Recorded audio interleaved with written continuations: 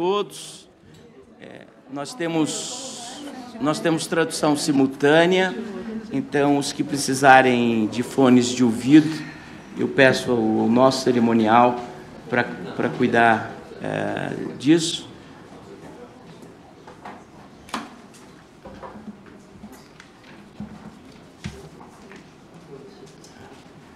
Eu pediria que pegassem os fones de ouvido e oferecessem, por favor.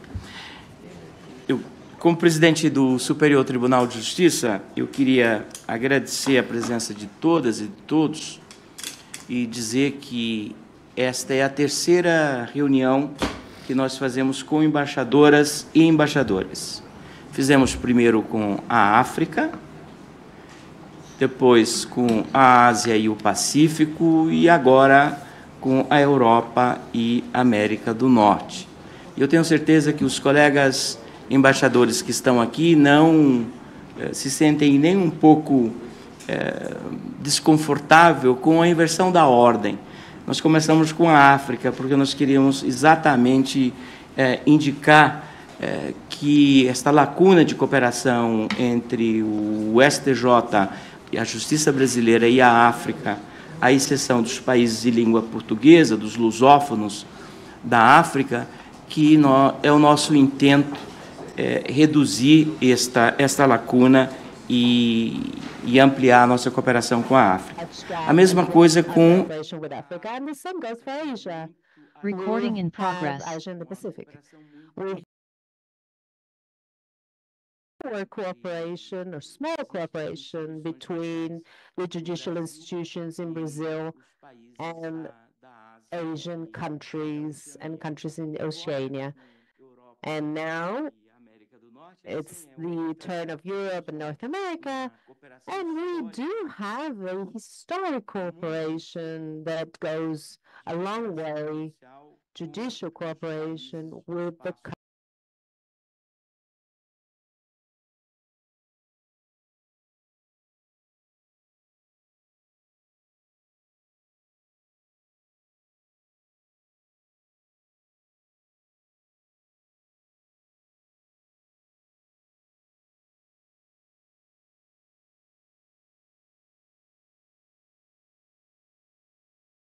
was president of the National High Court of Brazil, and she will continue to be president forever. This is how we show our institution. She's ordering, she's not presiding, she's coordinating informally this dialogue that we will hold here today. I would like to thank the presence of both ambassadors, Maria Luisa Escorial de Moraes, and well known to everyone,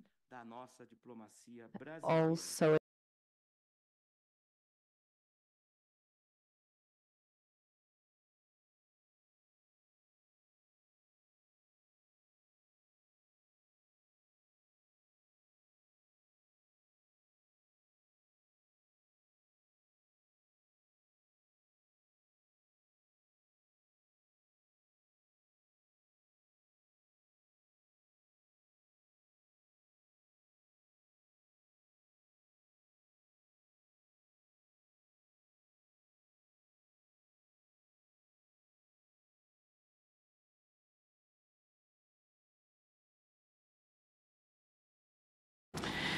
É uma coincidência, porque sou eu e 3 Marias, como me lembrou a embaixadora. As I was reminded by Maria Luisa Escorel, I am very comfortable here in absolute minority, my colleague.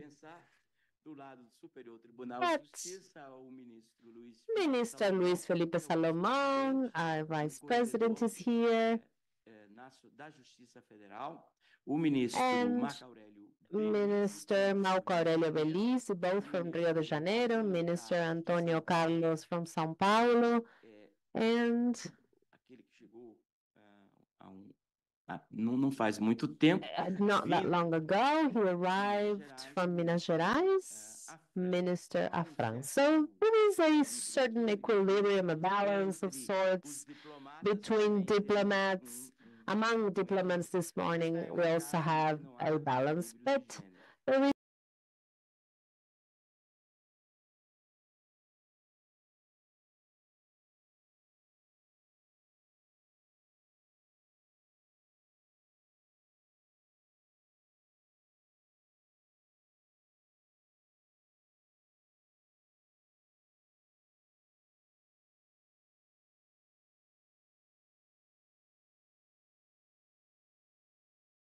Aldo Baena Fernandez, who is here with us. The idea behind this gathering is simply to understand what is going on in these regions in the world, identify opportunities for cooperation. And for that reason, we invited the secretaries, I don't know what you call them, Ambassador Maria Luisa, the regions secretaries from the Ministry of Foreign Affairs. And we have the great joy today to have Ambassador Maria Luisa Escorel. So there aren't that many formalities. We are broadcasting our event through our YouTube channel. We are here. It's very nice, but what we want is to inform our federal magistrates, state magistrates in Brazil as to what is happening in the world in general terms, because we cannot just be judges or magistrates here. If we're not judges in an international sense, understanding what's going on in the planet, the topics are, of course, pertaining to the planet. The order will be the following. We will hear, first of all, from Ambassador Maria Luisa Escorel. After that, Ambassador Marian Sugar. But of course, with initial considerations of yourself, and she, as I must say, understands comparative law and opened the doors to our court for this dialogue, not just with the European countries and with the United States and Canada as well.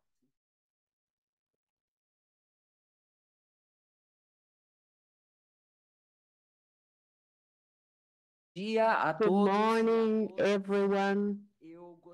I would like, before anything else, to express my great joy and honor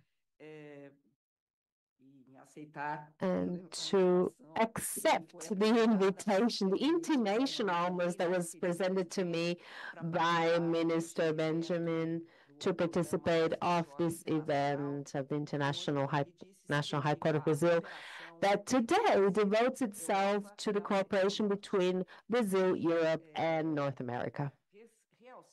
And I want to strengthen, Minister Herman, the importance of this event,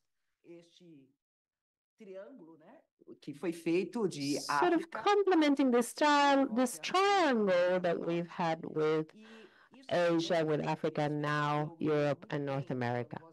I remember very well when you were elected of your commitment to this issue of international projection, of the National High Court of Brazil, of your intelligence, of your geniality, expressed in the actions that have been taken thus far, and chiefly in what pertains to our topic, in this coming closer together within the movement that we are constantly working on of bringing the National High Court of Brazil to the international community. Your emphasis, your initiative, or dialogue between the courts is a source of inspiration for us all. And you know this very well. And I say this from the bottom of my heart, not just because of our friendship, but for your initiative, for your geniality in being able to foresee situations and set up pathways for our National High Court.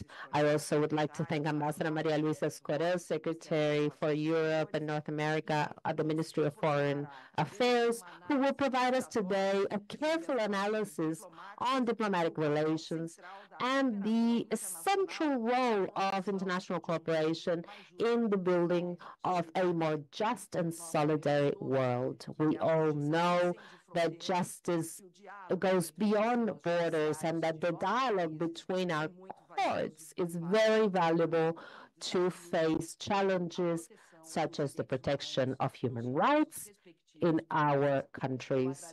I would like to also thank Ambassador to the European Union, Mariam Shugraf, whose experience in global governance and in Europe makes us reflect on the importance of the strengthening of the rule of law. I would like briefly, since it was requested of me by Minister Herman, to briefly reflect on the role of judicial cooperation among our countries. And in this way, I will give you a brief outline on the European Commission and Brazil. The European Commission for Judicial Efficiency develops an essential, crucial role to improve the judicial components of the countries that make it up, such as AI and its principles such as transparency, non-discrimination, and the respect for fundamental rights, aims to ensure that technological innovations strengthen the integrity and the access to justice. And I would like to draw a parallel to Brazil with the advancements with digitalization of judicial processes through the electronic judicial process coordinated by our National Council of Justice, the CNJ, which shows the transformative power. Other systems that interact and join these organs on a platform in such a way that allow for this integration and this idea of digitalizing all of our processes. And here at the National High Court of Brazil, these efforts have been crucial to deal with the growing number of cases, 64% increase in the volume of demands in April of 2024 in relation to April of 2023. These are numbers that once again show the need for innovative solutions. The European experience also strengthens or highlights the notion of essential rights in the European case law for the rights of man. All of this experience shows a positive impact of the mutual knowledge on practices and judicial decisions. Without forgetting here, of course, the United States of America, and we had the opportunity of keeping in touch with them in Canada last year, both in our visit to Washington, D.C., as our visit to Canada through the National School, our infant of all of these countries look always for efficiency, for a process that is electronic, that shows a cooperative justice, a justice that interacts between our countries.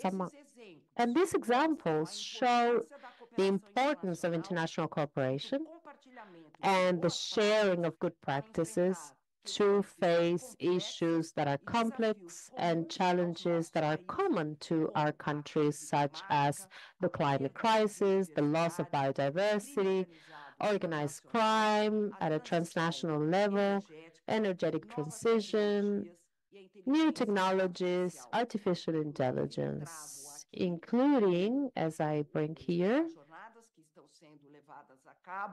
the Federal Council of Justice that is being coordinated by our Minister Luis Felipe Salomon, with the participation of various colleagues that today were not able to be here as they would have liked, because they are actually taking part of our works at the STF. So please, with all of our colleagues, know that we are here to serve the National High Court of Brazil and the environment that you value and always lead us to serve.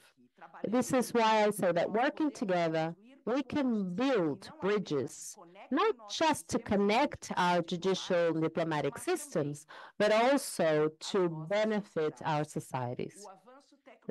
The technological advancement has provided a new vision on justice, a search for a faster system that is inclusive, that is efficient, and that is transparent.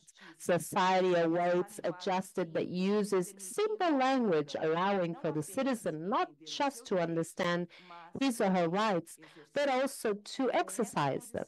And it is in this concept that we have seen a moment in the access for justice, with initiatives such as the adaptation of the spaces for those with reduced mobility and the implementation of ritual tools such as old-time technology that allows for the reading of screens by those who are visually impaired, including Minister Herman. We use this technology here at the High Court of Brazil through goggles, so that people with visual impairments can be included in our society and in our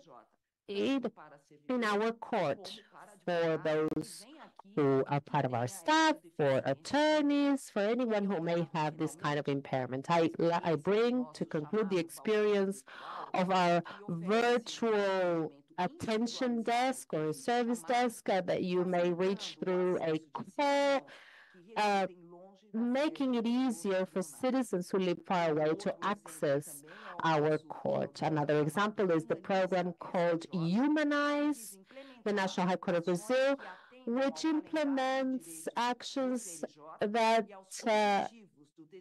follow the SDGs of the 2030 Agenda of the United States. This program deals with issues such as gender equality, institutional or female participation, the fight against violence against women, sexual harassment, moral harassment, among other issues.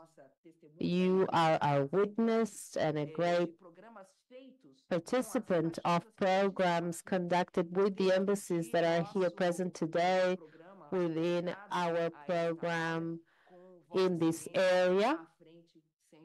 As you lead, as you are our ambassador for international affairs over the last 2 years, I would like to thank President, dear Minister, for inviting me, for moderating this event, to moderate this event, and I invite you all of this moment of exchanging of ideas and experiences. Our speakers are here to continue with this rich debate and hear the contributions and questions of us all. May we all have a wonderful gathering and a wonderful debate. Thank you very much.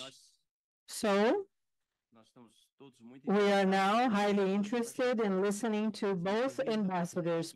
Please allow me to, in 3 minutes, to say a few things about the structure of the High Court of Brazil, the National High Court of Brazil.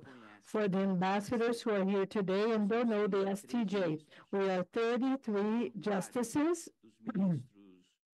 differently from the justices from our Supreme Court in Brazil.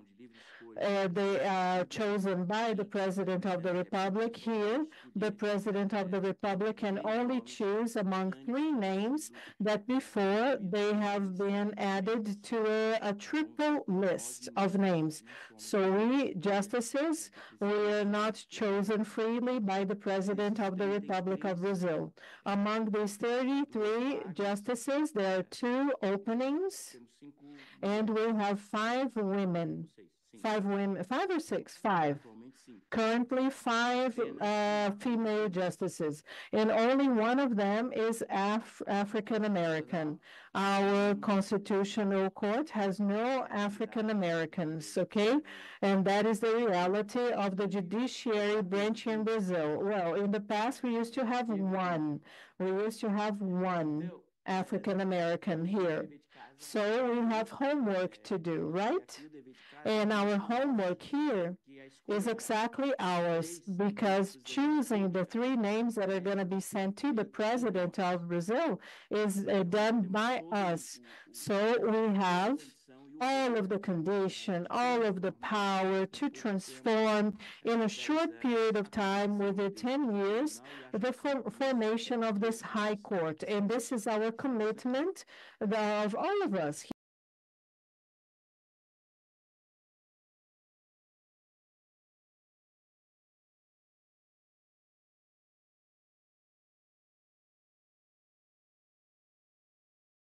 I would like to say that this is not a small court. We have about 5,300 workers here, employees here. And this scares a few people and shocks colleagues from other countries. But these 5,300 employees, they're not here without any work. No, no. The volume of lawsuits that we have here to analyze is huge, over 500,000, 500,000 lawsuits and appeals. And the budget of the STJ is one of the largest in the world, $420 million US. So the average of national courts and the resources is 10 million, 15 million, 20 million US. Our budget is 420 million US. Besides this, as the Chief Justice of the STJ is also the Chief Justice of the National Justice Council, and he's also the Vice President of the STJ, or the Deputy Chief Justice. So we do a macro management of this budget, the budget for the judiciary branch, and it's about 15 billion reais, 15 billion reais. What is approximately, the real, our currency is dropping. Let's hope that it's not going to drop so quickly. But we have lost our purchase power. So it's about 3 billion US.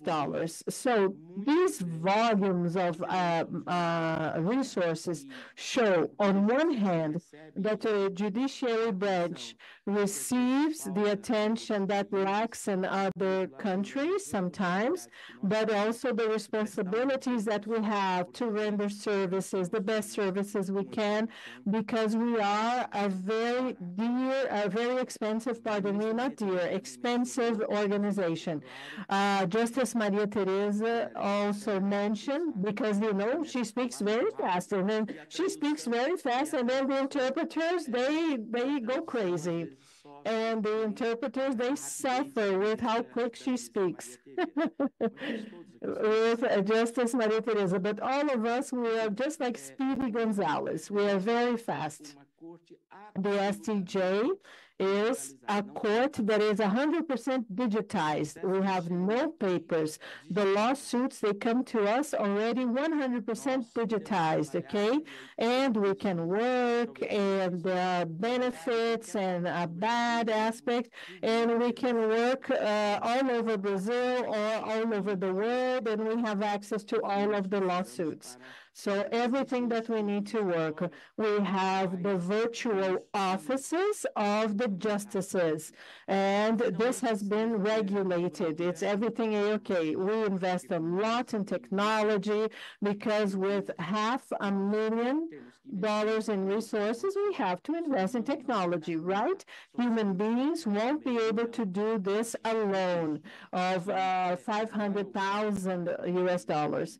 And now the deadlines, and this is a topic that I would like our cooperation to move forward with our colleagues from Europe, from North America. We're starting to work with AI. But we're extra careful when we do that because the information that we have, they do not belong to us. They are pieces of information that belong to the Brazilian nation. And because of that, all of the care that we take, we are extra careful.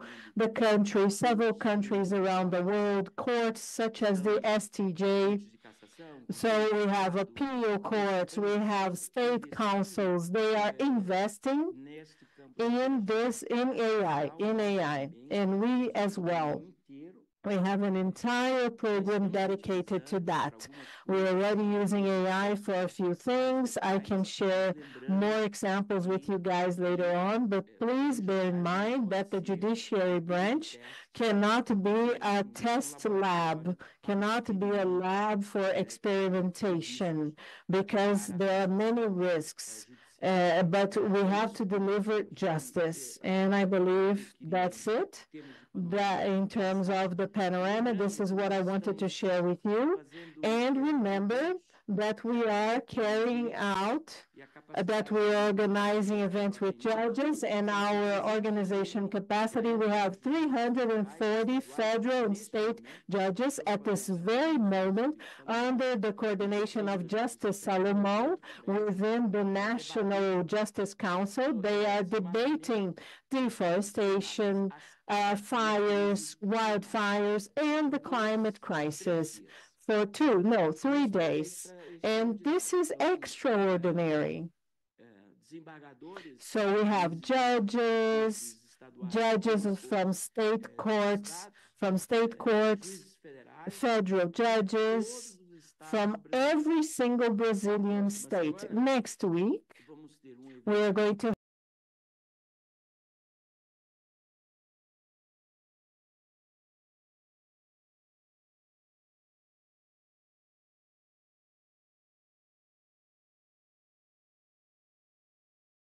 ever discussed racial equity. And let's be honest, okay? Racial equity means racism, internal and external racism. And next week, this event is similar to this one on the environment, is going to get together the USA, Brazil, and South Africa. It's like a triangle, okay? The other one in the jurisdiction of your colleague in South Africa that has interesting experience on these matters, and the USA as well, 3 countries. And for next year, the main topics that we're going to discuss, first of all,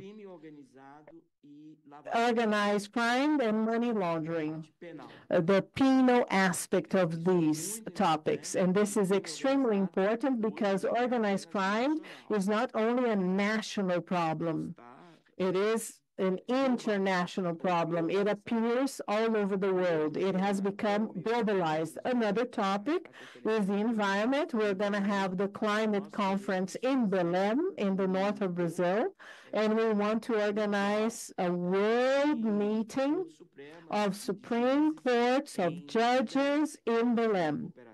And so jointly with the Environmental Observatory, the National Justice Council, the Supreme Court, the schools, and it's very important for us to get ready so that on the day of the event, it's going to be just a tourism and not an important activity or a constructive activity.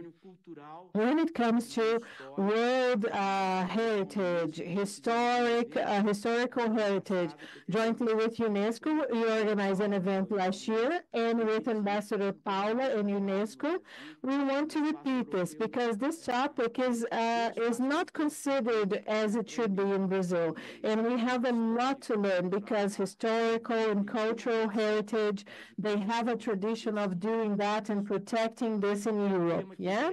A topic that is also concerns private law or arbitration, private contracts. So there is a huge universe of topics that we're going to try to talk to the embassy so that we can have an interaction with the countries, each one of these countries, because nowadays we cannot only discuss justice in Brazil. We have to look outside. We have to look to the world, and not only with the European Union. And having said this, Justice Maria Teresa has given me an order. I think I have to pass the floor. No, I'm just a moderator. She's a moderator and she has authority when she does that. So I would like to pass the floor to Ambassador Maria Luisa Escorel for her remarks, and then right after her, Ambassador Marian Schugraf. Thank you very much, Honorable Justice Herman Benjamin. It's a great honor to be here with you and with also Justice Maria Teresa and Ambassador Schugraf. I can see so many familiar faces. It's a great pleasure to be here. And so our meeting was unforgettable. I got to know Justice Benjamin in Stockholm when I was the ambassador in Stockholm. And Justice Benjamin gave me the honor of accepting the invitation to a small cocktail party at my home. And so he was there for the conference in Stockholm, and it was unforgettable. That meeting was unforgettable. We know everything, we know the details, and the culinary aspect was wonderful. And I have been following your work, okay, closely. Congratulations on this event and for this initiative. So please be a little patient with me because I'm responsible for a considerable amount of the world that are the North countries, the northern countries, or the countries in the global North and North America. So placing the northern countries and Europe in all of them in one bucket is difficult because there are differences between Europe and North America, between the countries in Europe, but we have similarities. So I'm going to try to highlight the convergences more than the divergences.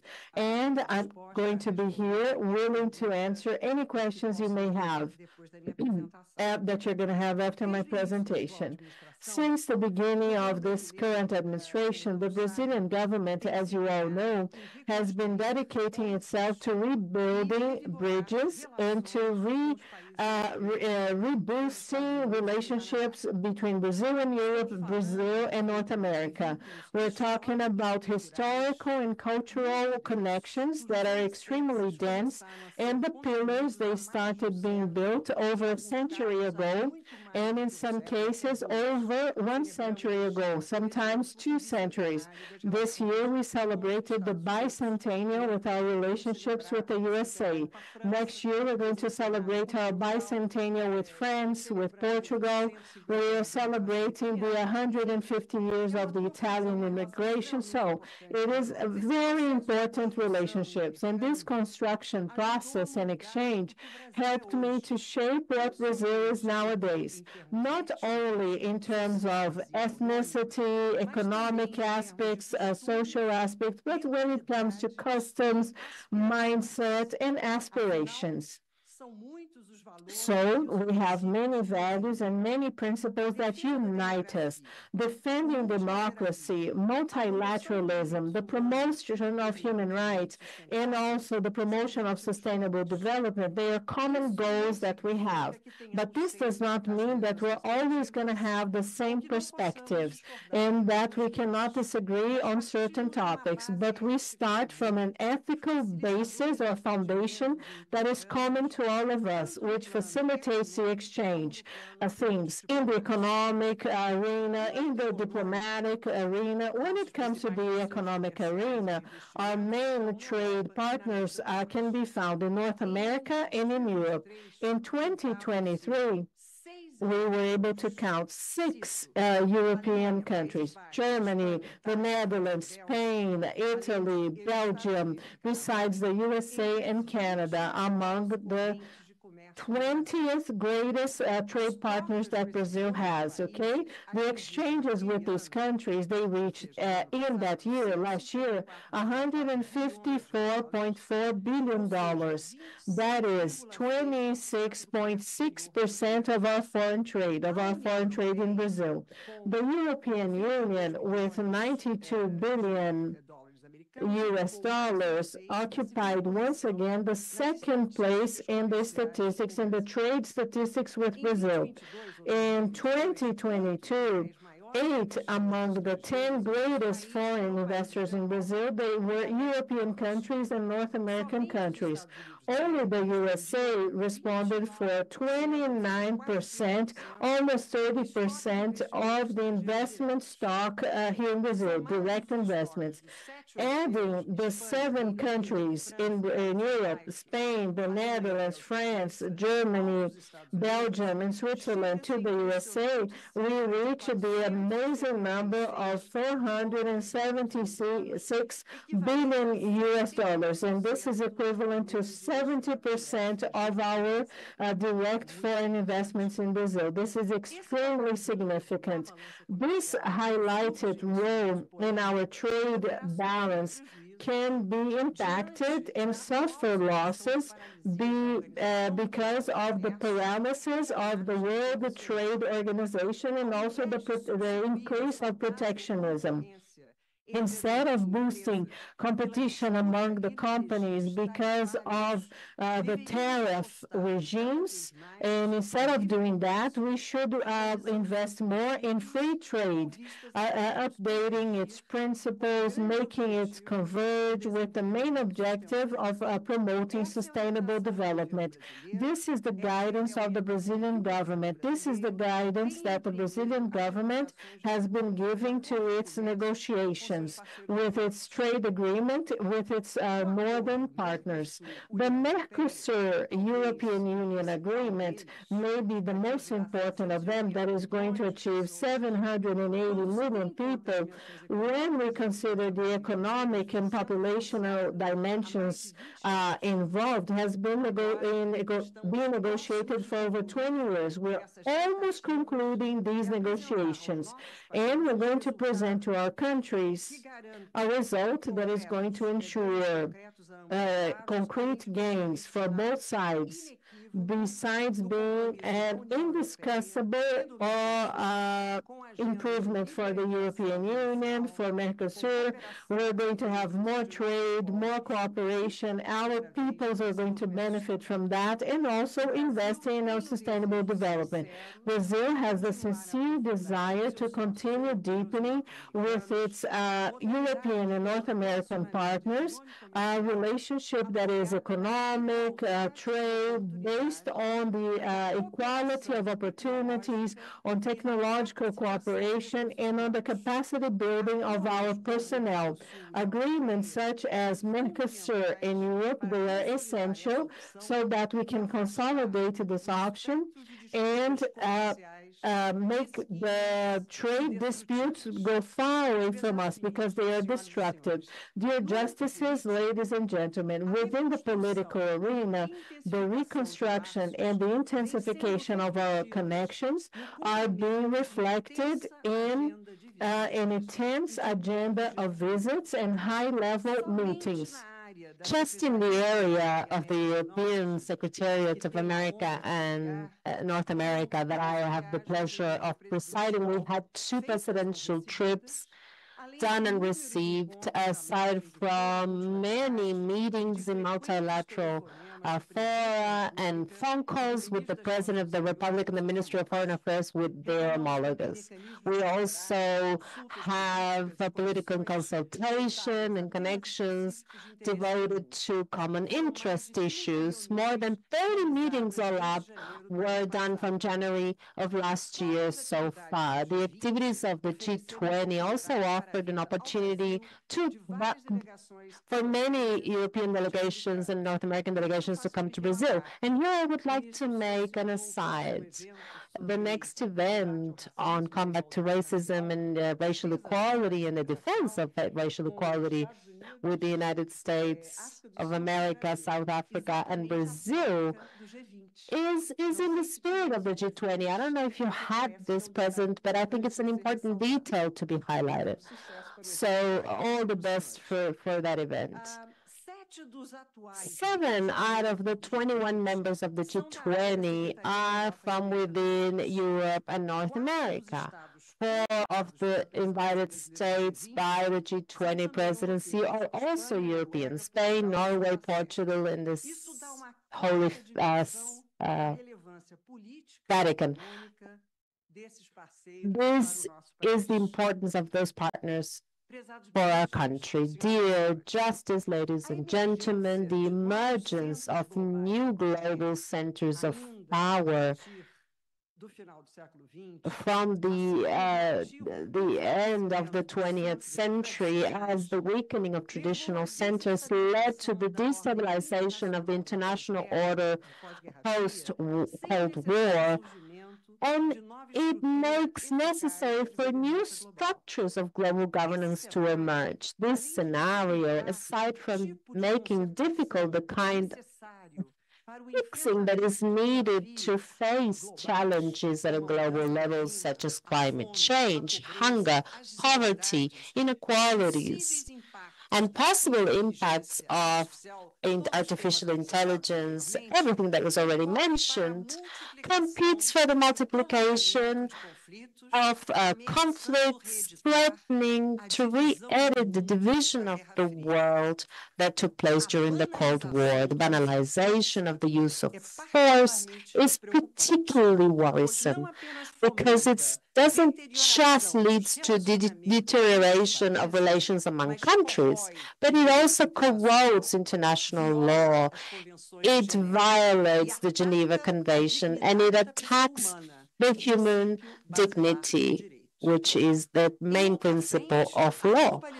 On another front, the trade globalization also makes room for protectionism under the most diverse pretext. The connection of people and cultures is the way of solidarity that this network brought about have been affected by the disentanglement with the institutions and by the political polarization. Today, those that we could call, according to Karl Popper, the enemies of open society, that is to say, the adversaries of globalization and the issuing of rights, the negationists of the law, and those that hold discriminatory and derogatory ways of nationalism have become more competent in their articulation of transnational networks, more so than the defenders of multilateralism and international cooperation. The alteration of that reality, of this dysfunctional reality, makes us necessitates for us to come together with our partners with whom we share values and principles that do not allow for us to go back. Ladies and gentlemen, in Brazil, the need that comes from power transition, energy transition, as economic growth and combat of inequalities make it indispensable to establish robust partnerships with northern countries capable of transferring technologies, leading to technical cooperation and contributing with resources for government projects. Technical cooperation with Europe, the United States, and Canada, we've had traditional links and partnerships that come from common and complementary shared values, such as development, academic training, and qualification of human resources, science, technology, innovation, protection of the environment, among others.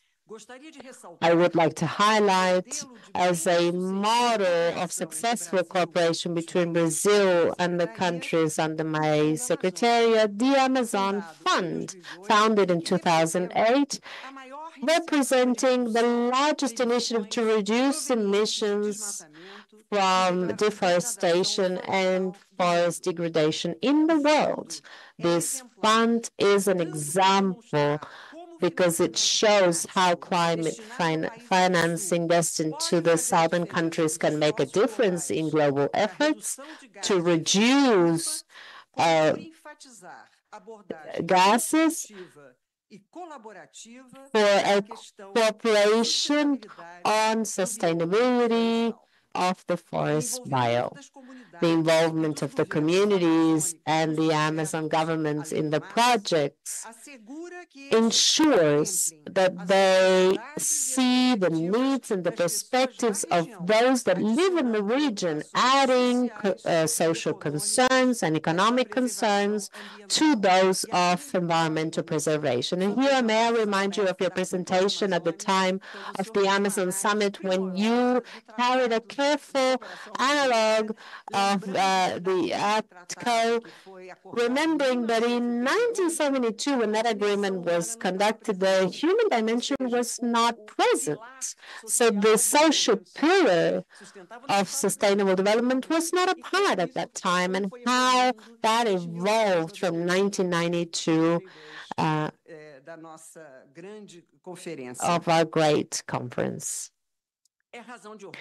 It is a reason of pride for us to have active involvement of Norway and Germany, contributors to the fund since its inception, as well as more recently with support and financing from the United States of America, Switzerland, Denmark, Ireland, and the United Kingdom. We hope that more countries can come together and contribute, and that the Amazon Fund can lead to climate financing between the North and global South. I also believe that it's worth to mention the recent growth of the bilateral cooperation in the defense arena. The United States of America and many of our European friends have been crucial to consolidate the military aviation arm of Embraer, aside from the demand on civil aircrafts. The acquisitions or the intention to purchase C-390 Millennium aircraft by Portugal, the Netherlands, Austria, Hungary, the Czech Republic, Slovakia, and now Switzerland should not be considered mere commercial or trade operations. They represent, likewise, the recognition of the technical capability of Embraer, unmistakable decision by these countries to broaden the partnership with Brazil in this area, conferring it strategic dimensions at the long term at an even higher level. We hope that many others present here can do the same. On the same line, I am convinced that we should interpret the programs developed with France in submarines and with Germany with Tamandaré ships. Ladies and gentlemen, in the international context characterized by conflicts and crises, we need to act more than ever to strengthen multilateralism, dialogue, and cooperation. The United States of America, Canada, and Europe are indispensable in this effort.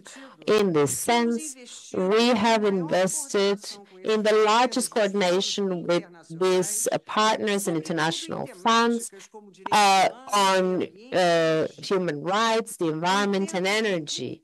In times of unforeseeable situations, we need to highlight the joint work of Brazil and some European countries, which became valuable to continue to work on the motor that drives international environmental practices.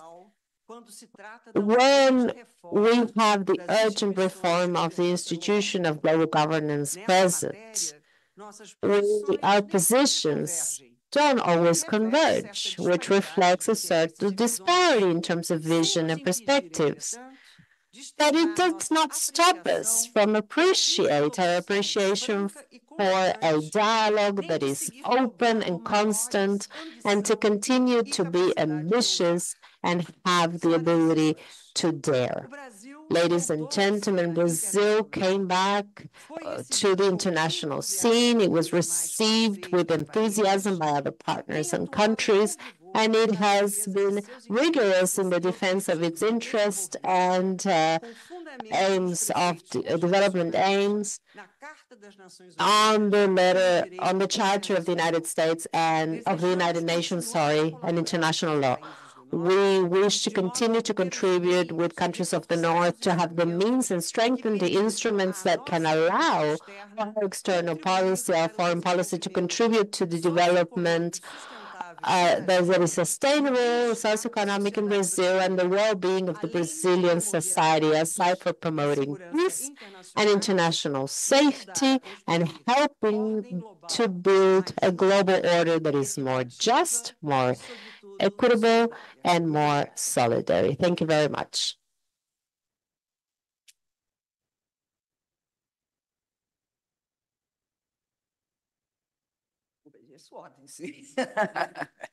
Eu agradeço I would like à to embaixadora thank Ambassador Maria Luisa pela sua for exposição, your por words, este quadro todo for this whole landscape that you brought us that is really clear on all of those aspects you mentioned, and that show the commercial, cultural weight of the countries that are here present, all of them mentioned in your speech. Thank you so much.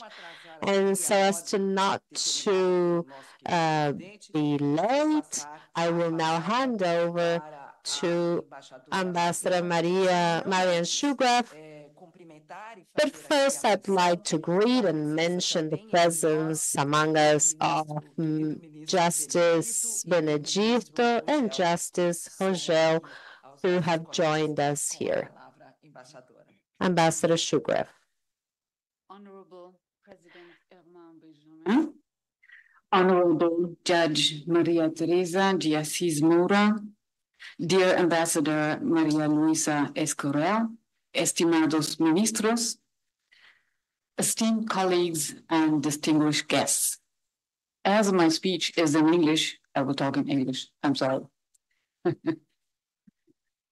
It's both an honor and a privilege to address you today here at Brazil's Superior Tribunal de Justiça, and I extend my heartfelt gratitude to you, Judge Benjamin, whose expertise and leadership in the realm of justice have been instrumental in fostering advancements that resonate far beyond Brazil's borders. It's really amazing, your leadership in judicial cooperation. And I would say you're not only the president of this most renowned court, but you are truly also an ambassador to foster cooperation. I think we can build on excellent relations, as Maria Luisa was already pointing out. Brazil, for the European Union, is the cornerstone in, actually not only in this region. Our strategic partnership, established in 2007, has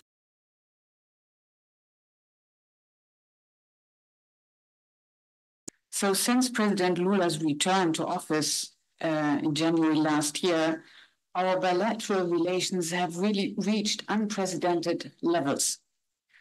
High-level visits in both directions have underscored our mutual commitment, and I'm sure that will raise much more in case we manage the EU-Mercosur agreement.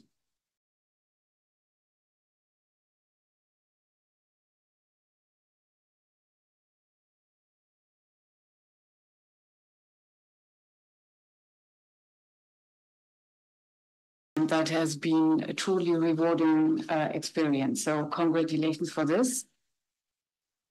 Brazil's G20 priorities focused on sustainability, climate action, and renewable energy reflect indeed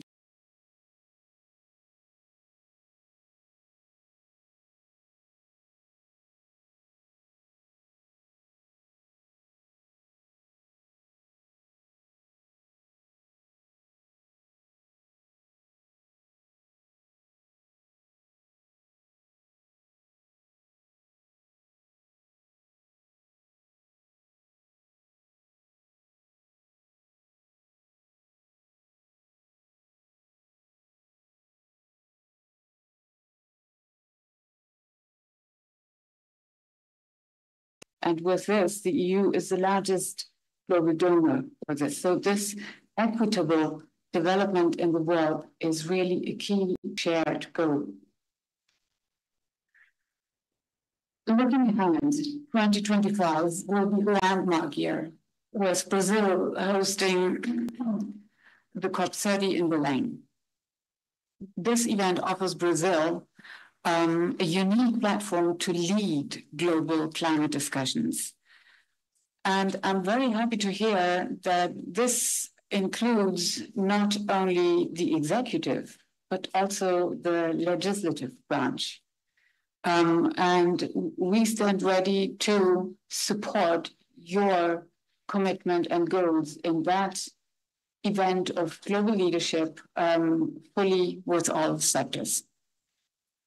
So with this new leadership in place in Europe, the EU Commission President Ursula von der Leyen and also the EU Council President Antonio Costa, I think we have an excellent start to even further deepen our relations. Our relationship lies on three main pillars. I would like to strengthen the economic ties.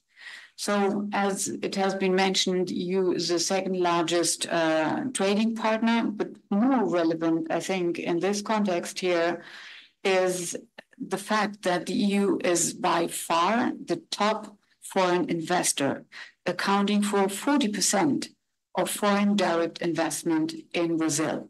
Concretely, 379 billion euros.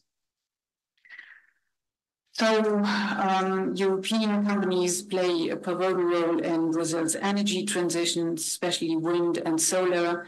And to highlight this and all possibilities of green FDI, especially hopefully in the aftermath of the EU-Mercosur agreement, we will organize for the first time an EU-Brazil investment forum, focusing on investment, but especially on green investment, because there Brazil really can have a global leadership role. With regards to our digital partnership, I would like to highlight three key initiatives. One is on expanding digital access in underserved regions, including the Amazon, through connectivity projects. Promoting e-governance and interoperability of electronic trade and all kinds of cooperation, including in our sector, in the legislative sector. Advancing research in high-performance computing and developing 6G technologies. So this is just to mention a few. On the green transition, Brazil's unique ecosystems make it an indispensable partner in global climate efforts.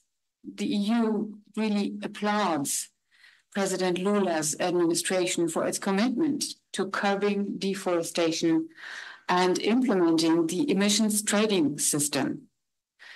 Drawing on our own experience with the EU ETS, which has successfully reduced greenhouse gases and opens up substantial revenue possibilities. We are eager to cooperate with Brazil on this kind of system, which is major. The EU stands ready to fully support Brazil in making this a success. Democracy and human rights are the third pillar of our partnership, which I wish to mention. The recent EU-Brazil human rights dialogue addressed critical racial discrimination and indigenous rights. And I think this exchange of experience on both sides was really highly useful. Collaborative efforts with Brazil's superior electoral information and elections exemplify our commitment in safeguarding democratic processes. I think this was the first occasion where we also met Maria Teresa, and that was a very rewarding experience, which we would like to continue. The EU and Brazil, we continue our cooperation at the international stage, particularly in advocating multilateralism and international law. And that leads me to the second part of my discourse, which is the EU-Brazil judicial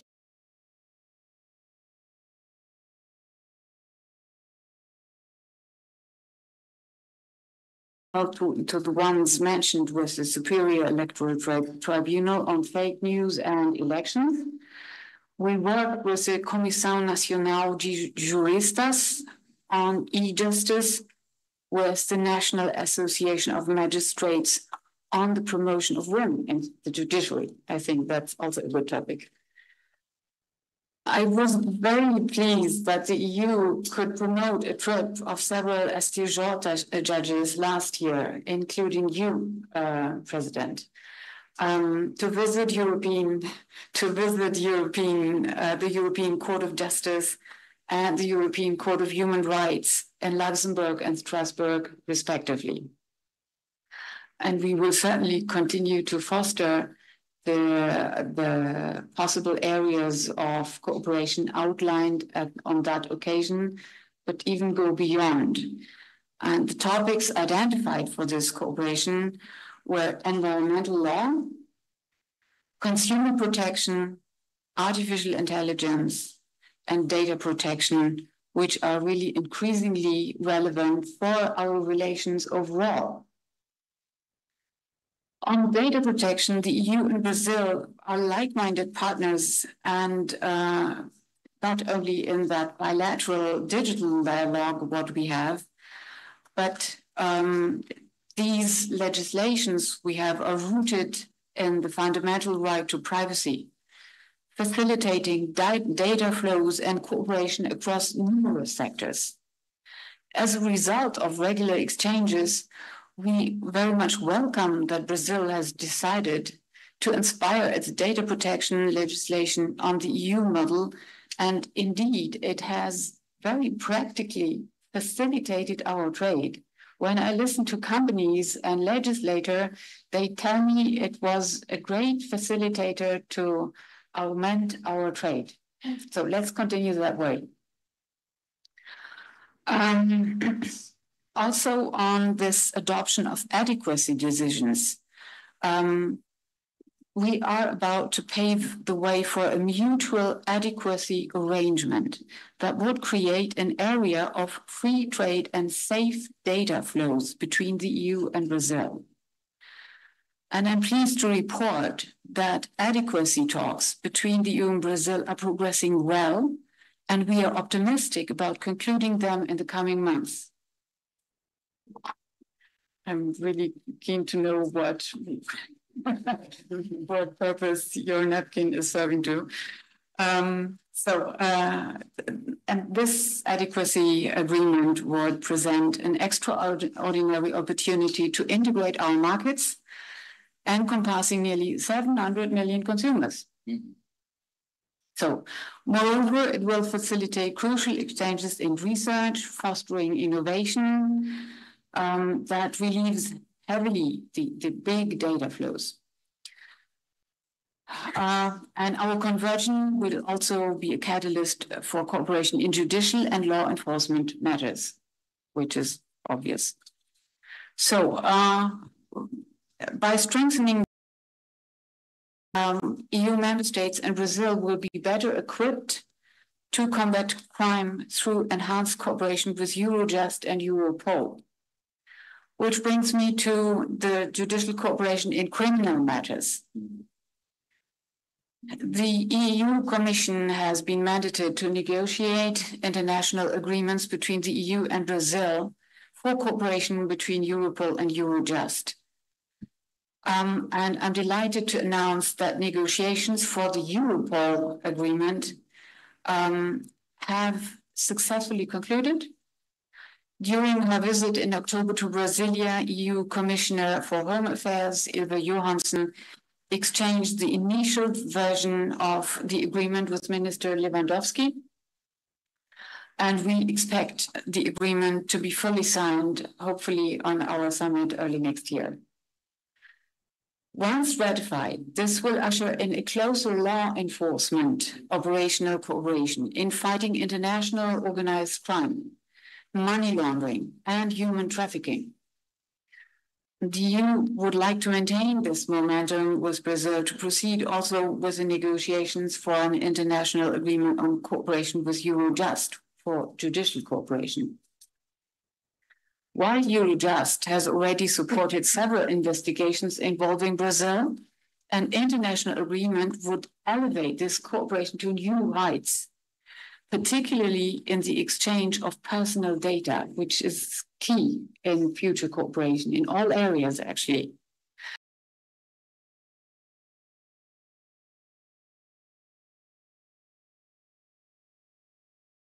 And confiscations.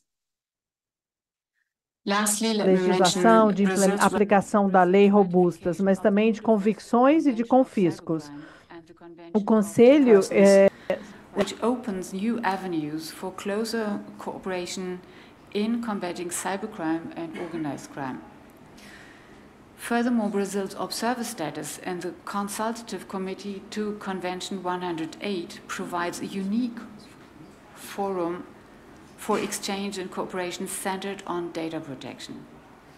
So our judicial cooperation stands as further testament to the depth and breadth of EU-Brazil partnership.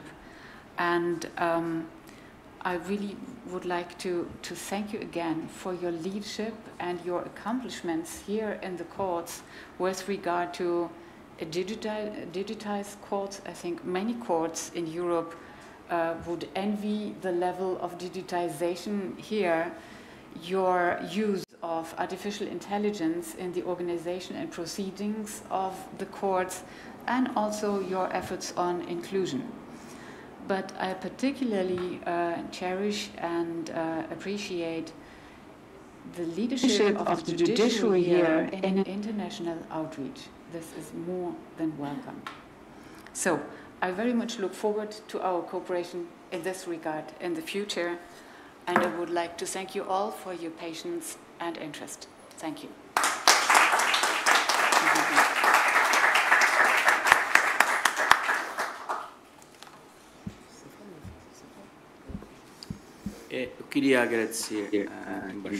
I would like to thank the ambassador,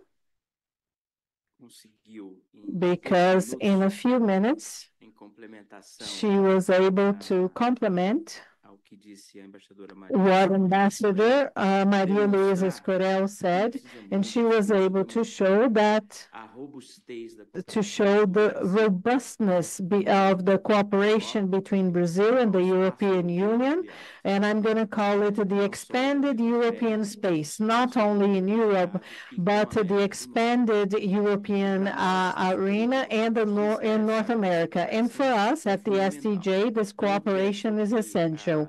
So I would like to the heads of delegations, the members of the diplomatic corps, please share with your national courts in your countries. Some of them have 3 national courts, such as France. And so in France, we have a cooperation with their national court, but share with the corresponding courts in your countries that we are here, open to welcome you. We're in cooperation, starting with a visit from the representatives from these courts to our country. Our doors are totally open so that we can welcome you. For next year, our intention is to welcome the court from Luxembourg and the court from Strasbourg, and Justice Gurgel, who participated in the 2 activities that we had in these 2 courts. He is here today, and our arms are totally open so that we can welcome your delegations, okay? From these 2 important institutions, the Court of Strasbourg and the Court of Luxembourg, which is a little space from the European Union. My last remark before passing the floor to Justice Maria Teresa is to remind you that we're going to take an official photo downstairs, and those who later on, if you are interested, you can visit the heart of our IT department, the IT department of the STJ. And that's where we carry out all of the digitization. Well, 98% of the lawsuits that we receive, they are already digitized, but the work that they do is beautiful. And there is the social aspect that is so dear to Ambassador Maria Luísa Escorel. We have deaf and mute Brazilians, and so we have 150.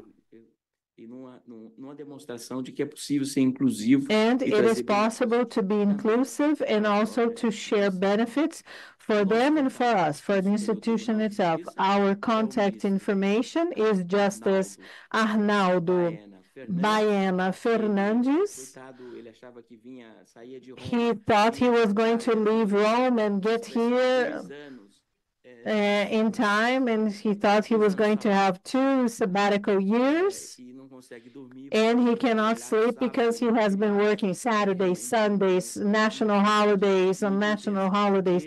So his work is really intense. He is coordinating this program that we implemented, and we call it International STJ Program, so that we can coordinate all of the activities, our activities, and our partner institutions, and not only individual activities of the justices. It is an institution, and we need institutionality to do that. Justice Maria Teresa, and now we have 15 minutes for a Q&A session, and then we're going to take an official photo. Thank you, Chief Justice. Before passing the floor to the audience, I would like to make 2 brief remarks. The first remark, since we are in a more informal environment, you mentioned Justice Arnaldo because he doesn't sleep, because he works all day, but he follows you. He follows your example. You work on holidays, Saturdays, Sundays, any day, any time. You're always working. And another remark I would like to make is that our dear Ambassador Marianne Schugraf mentioned, she mentioned embaixador mesmo. That you are an ambassador. And here within the STJ, we call you our ambassador. For the past few years, you have been leading all of our issues regarding international matters, international issues with the visits. All of the programs we organized, they went through you so that you could cooperate with us. And you, Your Excellency, you have always been our ambassador. Due to your competence, we know that you are an authority when it comes to environmental matters. And Ambassador Maria Luisa is also a witness of that. And he led the delegation with the agreement that we signed with the Embassy of the European Union. He went to Luxembourg with Justice, and Justice Salomão could not go because he had another appointment. And I'm sure Justice Herman that this has already been announced by Ambassador Marian, the topics that the EU would like to discuss with Brazil that you mentioned: environmental law, AI, consumer protection, and data protection. We're going to work on this. Justice Salomão, organized crime, international cooperation with Eurojust and Europol. We have already been taking part in these activities, and also we are taking part in the El Pacto. We took part in the previous version and in the current version, jointly with the Portuguese and American court. So we're totally ready so that we can continue this activity. And without further ado, I would like to pass the floor to the ambassadors, to the colleagues that are here in the audience. Do you have any questions? And I would also like to thank, passing the floor to the audience. If you want to speak, we have wireless microphones. So I would like to thank Ambassador Leeson, Ambassador Johanna Caranco, Ambassador Rashad Nurus, Ambassador Stefania Alcac, Ambassador Pavla Havlin Likova, Ambassador Armen Iaganian, Ambassador Mateja Krakun, Ambassador Emmanuel Lenan, Ambassador Alessandro Cortesi, Ambassador Igor Popov, Ambassador Alexander Stick, Ambassador Katarina Domkova, and to all of the justices, the heads of missions, and secretaries that are here today. I would also like to thank the Brazilian diplomats, Mr. João Eduardo Gomide de Paula, the Secretary Jonas Teixeira Marinho, and representing the EU, Mariana Nascimento. Among us, we already have an exchange with the International Association of State Councils. We have Judge Ana Sereste from Portugal, Ms. Carvalho. She is going to spend a few months here with us, and this is exactly a result of our international cooperation. And she has come from Portugal. So I am passing the floor to anybody in the audience who would like to make remarks, ask questions, or to make suggestions. The floor is yours. You can either make your remarks or question in English or in Portuguese. I'm going to try to speak Portuguese, if you allow me to do so. I am the ambassador from Italy. So, thank you so much for the invitation. This topic is extremely important, judicial cooperation. Italy is totally interested in this kind of cooperation, mainly with a country such as Brazil, that has a judicial system that is very similar to ours. Our systems are very similar. So exchanging experiences, having direct contact, they are extremely important, yes, in all of the sectors. the fight against international crime, the fight against environmental crimes, the fight against many issues that all of us, the challenges that all of our countries are facing every single day. And I would like to something that the ambassador mentioned, as Corel mentioned, the aspect and the effects of a good cooperation between our judiciary systems.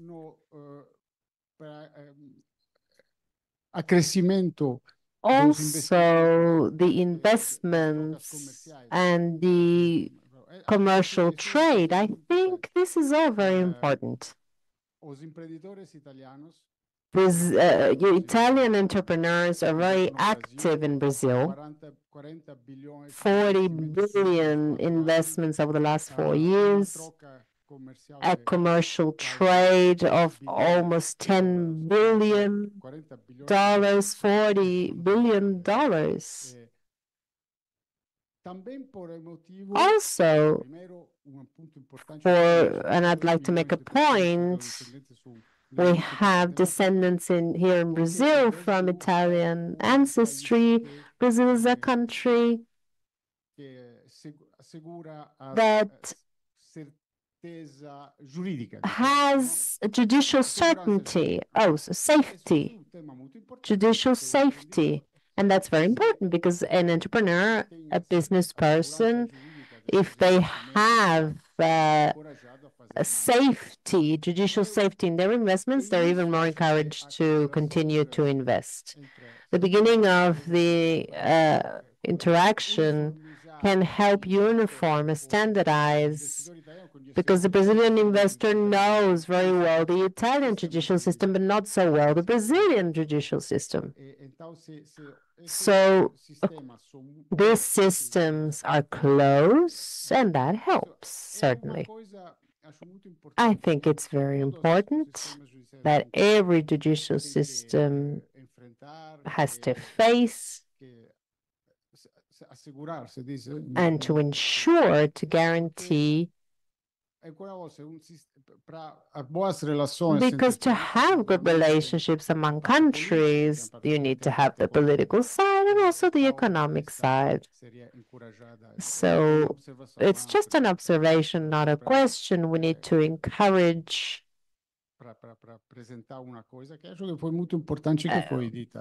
something that was very important and that it was already mentioned here. Thank you. I would like to thank you, Ambassador Alessandra Cortese. And I think that your observation, Ambassador, applies to every country. There is no trade, and there is no growing trade without judicial safety. And that's not just having the law. There are judicial institutions that need to work and have a minimum of foreseeability. This interests us all of our countries. Legislation is easy to get to know. You just log onto a computer. And now with AI, it's even easier. It's already in our language. I can find Italian legislation in Portuguese. But what is mysterious are the judicial system, the unknown. And that's why this judicial cooperation that is institutional is so important. As my colleagues here at the STJ, Justice Rogel, Justice Benedito, they know very well. What we're doing here, therefore, is to throw some light to this link of judicial safety, which is the hardest one to navigate. Sometimes we don't even know how many national courts there are in a given country. And that is why at the STJ we are attributing such importance to this program, STJ International, for judicial cooperation. But there is another aspect that also interests us all, which is that Brazil has bilateral agreements, especially in criminal issues, but also other areas that need to be revised. Because here we face some difficulty, for example, in extraditions, in recognizing foreign rulings. There is a recent case that I will not mention. We're talking about a case that involves a Brazilian player, sportsman with a crime practiced in Italy, committed in Italy, and with many difficulties in the bilateral arena involving our Itamaraty, our Ministry of Foreign Affairs, but also each country where they need to revisit these bilateral agreements, because it's not enough to sign a bilateral agreement on extradition and criminal cooperation 30 years ago and have that sort of put in a drawer. These agreements, these treaties, need to be revised from time to time so as to avoid problems that may arise at the time when a treaty is being is actually fulfilling its mission. I'm just mentioning a case that no one knows, but that here we need to really work in a preventative manner with other countries, because Brazil has to fulfill its mission, its obligations internationally, and wishes to do so, but we need to have a framework. If there isn't a convention, in the absence of a bilateral framework, we need to look at the bilateral framework, and that needs to be updated, and that's precisely the case of Italy, but we can discuss about this later on. Let's keep going. Before continuing, I would like to register that we have almost infiltrated here among us a person that is trying to hide, but she's not small enough to hide. So Justice Regina is here. She sat at the back, is trying to hide from us. Justice, please come join us at the front. Okay. Okay, I now would like to hand over to Ambassador. Thank you. Andre Diti, Ambassador from the Netherlands, thank you very much. Just an observation and a question, a concern. I would like to thank the interventions of all of you, because it shows that what unites us also separates us from country to country, from region to region. And it's worth mentioning a world where there are divergences that are more profound, increasingly, in terms of in material terms, but also in immaterial terms, when it comes to values that we share among the countries in these regions. So it's worth mentioning that there is more that unites us, that brings us together, than what actually separates us. It's really important, and it's worth repeating this observation more times. The question has to do with digitization. I think that Marian Schugraf mentioned that every so often we admire the phase at which the Brazilian court is digitizing and using AI. And my question is, because in Europe,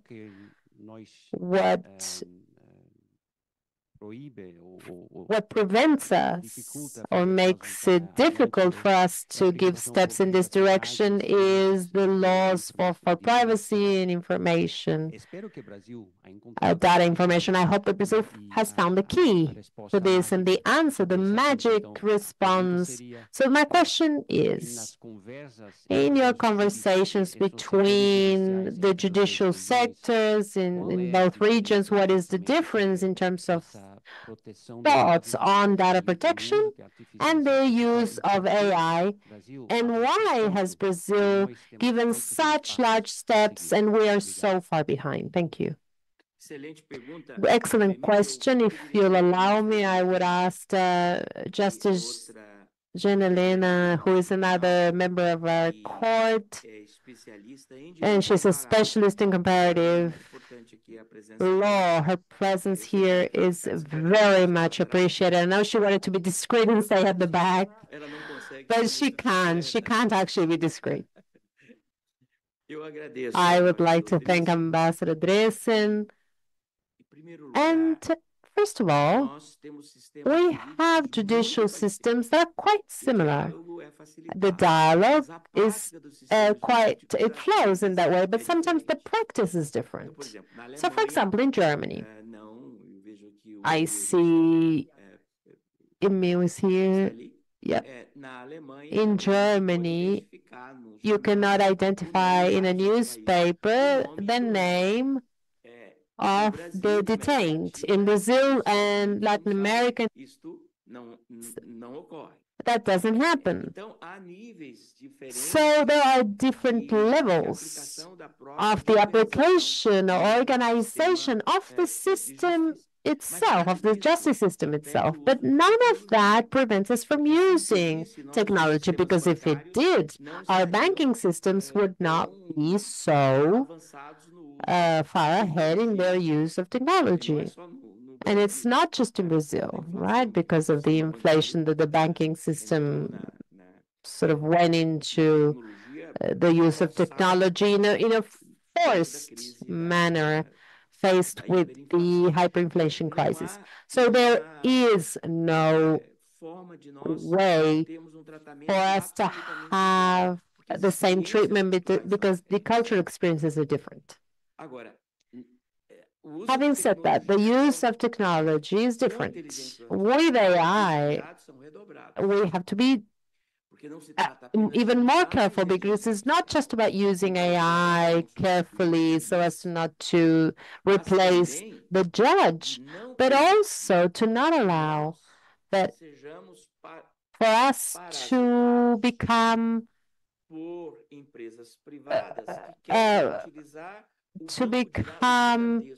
subjected to private companies that want to use the SJJ for their system to learn, and that's why they offer us every kind of system, giving us everything for free. We don't want that. We don't accept that, because we cannot lose control of the information that we hold. And that doesn't actually belong to us. It belongs to the Brazilian nation. So these are, as you said, quite similar systems, and it's much easier to cooperate when we know the turf, even if it's distant, it's far away, but the judicial space is quite similar. Justice Maria Teresa, would you like to add anything, or other colleagues? No, perhaps I'd just like to add that our expertise in terms of digitization exists because since 2008, we started with this idea, and we've been taking this forward. So it's not a finished product that sort of came about over a short period of time. It evolved to the point, as you mentioned, where we now have 100% of digitization, but it didn't start out that way. It was an evolution that we had in our system. And the same goes for the development of AI, which is also a process that comes from 2018, with programs being developed and evolving. It is a process. It is something that with time grows and improves with time. There are countries such as India, for example, where there is a judicial system that is a little different from ours, but in international cooperation, we now a technological cooperation with them bilaterally, we're really moving forward, because they have the technology, but they don't have the expertise. And those of you who know India know that their judicial system is a little bit complex. It's a little difficult. I was lacking the word, the diplomatic term to define it. a little bit complex, but they have the technology and they can evidently benefit from the expertise that we have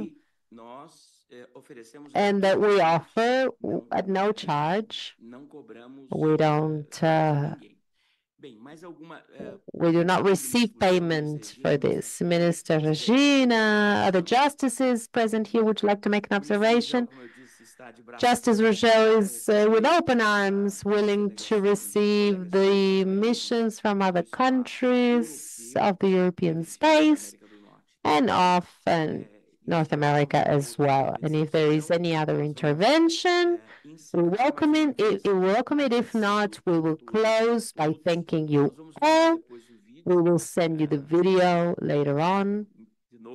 Once again, Minister Arnaldo will be in charge of sending these videos, and I hope that we can continue with these activities. Justice Escorel is counting on us and her team, and it's a privilege to have her heading these two gigantic regions that are so important for our country. And Ambassador Mariam comes here so often. We consider her a European justice here at the National High Court of Brazil, and it's always with an open spirit for cooperation on behalf of us all. Thank you very much for your presence. And Justice Maria Teresa doesn't like to be thanked, but I think we all know that we are the best of friends here. So if anyone asks who are the best of friends at the National High Court of Brazil, and everyone's laughing because they know that we indeed are very close.